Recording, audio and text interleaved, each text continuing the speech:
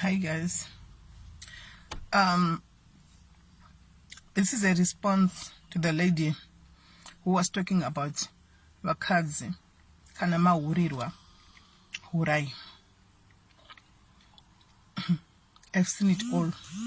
I've heard it all. Now, is this the kind of advice that we are now bringing on Facebook, on social media, to say vakadzi kana mchinga maurirwa and then munochagokura na umure? Because mshonga wecho wekuchita is for you to cheat back. I want to ask you a question. Does two wrongs make a right? Does two wrong make a right? Start by answering that question. Anyway, as much as as much as it hurts, I would like to believe even our mothers as well, at some point they went through this, right? But they never cheated back. Why not giving an advice of saying, right, guys, kana uchinge wa wurirwa and they were short and they were wurirwa, you've got an option of leave. You've got an option of move out of the house and go. You have that kind of an option. Same cards. I want to ask you a question. I can see you're a level-headed woman and you are wearing a ring. That means you are married, right? Are you saying haven't you ever been cheated on? Why are you still in that marriage?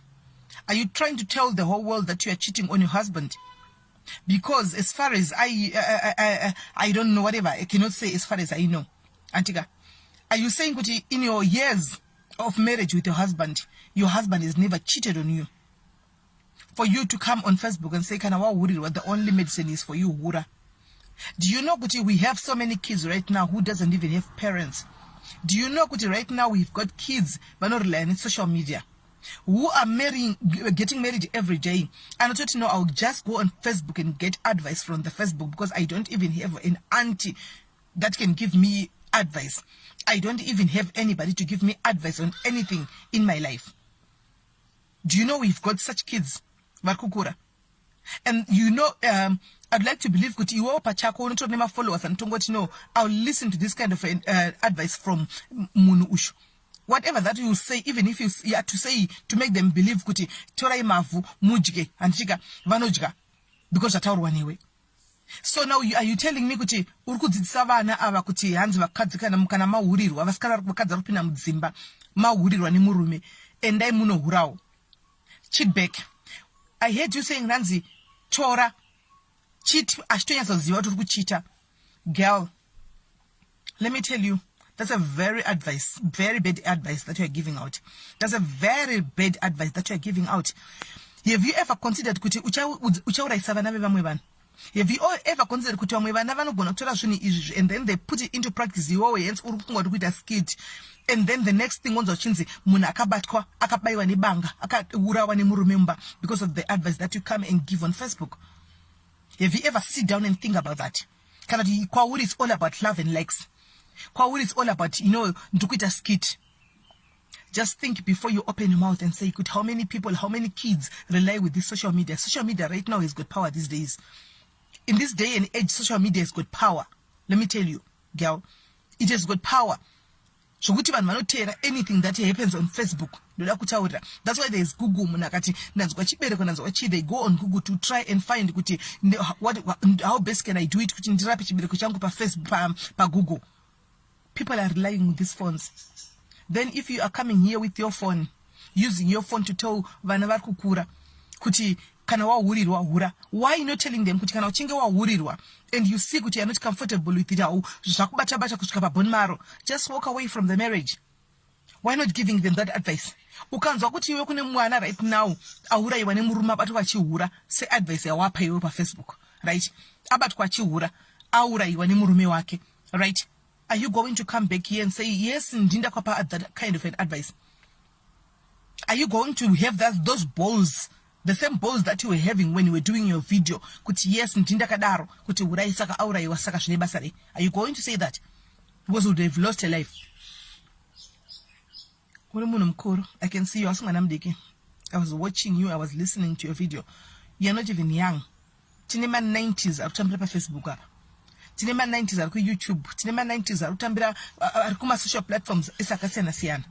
Then hearing you saying that kudanze hura, why there are better ways of handling this issue, like walk away. Worse still kudanze itonya, so let him know kudanze ndakuhurira. Iwe, do you know the impact that it has on a man ukamuhurira? Do you know kuti haafunge kana akaziva kuti mukadzi arara nemumwe murume unorairwa mahara?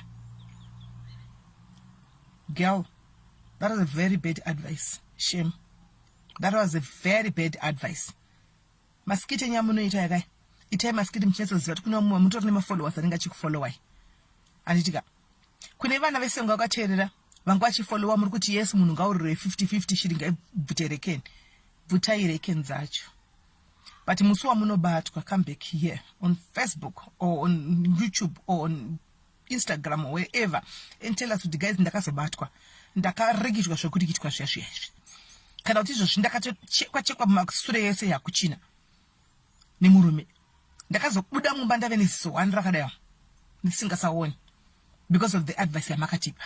Come back and give us results. Dzokai mutipe results. Musanyime results. Yai mushenesi tizive kuti zviri kufamba sei. Kana uona to wahurirwa nemurume zvakubata, antika hakuna anofarira kuhurirwa.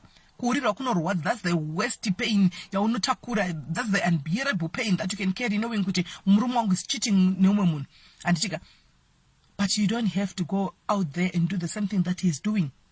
Antika, you can walk away. You've got an option of saying, you know what, I cannot do this anymore. I can't do this. Then you walk away, period. And you walk away in one piece with your dignity. Makambona panobatwa mukadzi achinzaura. Makambona mudhumo zvinoita. Makambona noiza zvinoita kunze mukadzi aura. Murume akanzaura nhasi. Makambona mudhumo wacho uchienda kupi? Makambona noiza uchienda kupi? I'm not justifying chiuri chevarume. Because it's wrong to cheat on your wives. It's wrong to cheat or to whoever for that matter. It's very wrong. But I'm just saying, my advice is a true kupa. Kune vanhu zvatinotaura pa Facebook apa. Pane vanhu vanenge vakateerera zvatinotaura ku YouTube, zvatinotaura ku Instagram. Kune vanhu vanenge vakateerera kuti an eye for an eye. Even ku Zimbabwe kwatinobva, even muno munyika matinogara, kwatinogara kunyika dzakasiyana, hakuna mutemo wekuti anzi kana mbavha ikaonekwa ichiba igure maoko. Hakuna mutemo wakadaro. Saka kana muchateerera advice yanga ichitaurwa nasisi vaya naamai vaya, actually because I saw her wearing a ring as well. Anditika ndavaona vakapfeka ring vachiti hanzi kana ukahura hurirwa nemurume hura. Yes, of course, we condemn this yekuti hanzi endai munorora nevasikana nemagirlfriends because mavachatisa munenge muchitovachatisa. That I do agree with you, because the moment yamunoenda vakadzi mabigas kunorovana negirlfriend yemurume antika uri kumuchatisa. That I do agree with you. The point that I want to emphasize, the point that I'm coming nayo kwauri ndeyekuti don't tell kids kuti hanzi kana kwahurirwa mushonga chete kana wahurirwa neweenda unohura hausi mushonga iwoyo. There's no such medicine. Hakuna zvakadaro. So it's up to you guys. We'll be waiting for your results. Kana mahurirwa mukaenda kunohura antika mutidzokerewo nemaresults. Muchiduza kuti ndakahura, ndakatozvizisa kutaura kwazvaitwa, ndakatomuzisa kuti ndakahura antika handichitori bho endeko zvinhu zvakatohuri because ndakatohura chaiko chakufeya zviri kutonyazofaya antika come with the results tizive antika. Bless you.